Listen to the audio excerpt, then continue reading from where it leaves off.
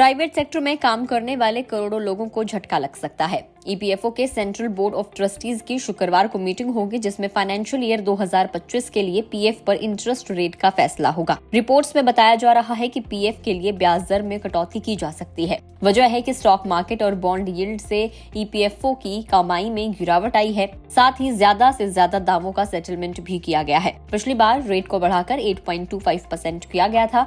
उससे पहले 2022-23 में पीएफ सब्सक्राइबर्स को 8.15% का ब्याज दिया गया था। चलिए अब ये पूरा मामला क्या है एक बार डिटेल में समझ लेते हैं।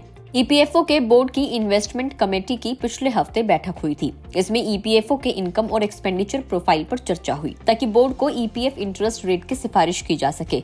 बोर्ड में शामिल कर्मचारियों ने बताया कि इस साल इंटरेस्ट रेट पिछले साल के मुकाबले कम हो सकता है और इसकी वजह ये है कि हाल के महीनों में बॉन्ड यील्ड में गिरावट आई है। ऐसे में अगर ज्यादा ब्याज दिया जाता है तो फिर ईपीएफओ के पास कोई सरप्लस नहीं रह जाएगा। इसके अलावा क्लेम सेटलमेंट की ज्यादा डिमांड ने एनुअल ईपीएफ क्रेडिट के लिए कम पूल को छोड़ा है। प्राइवेट सेक्टर में काम करने वाले लोगों की बेसिक सैलरी पर 12% की कटौती ईपीएफ खाते के लिए की जाती है। साथ ही कंपनी भी इतना ही पैसा कर्मचारी के लिए पीएफ खाते में जमा करती है। ईपीएफओ के करीब 7 करोड़ सब्सक्राइबर्स हैं। सरकारी आंकड़ों के मुताबिक ईपीएफओ ने 2024-25 में 5.08 करोड़ से ज्यादा क्लेम निपटाए हैं।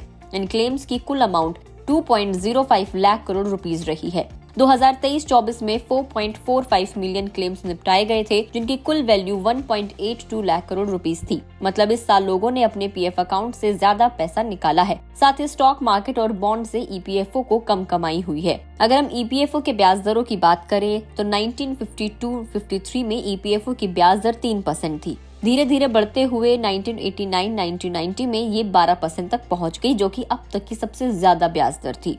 साल 2000 और 2001 में यही ब्याज दर रही। उसके बाद 2001-02 में इसको घटाकर 9.5% किया गया। 2005-06 में ये और भी ज्यादा गिर गई और इसको 8.5% कर दिया गया।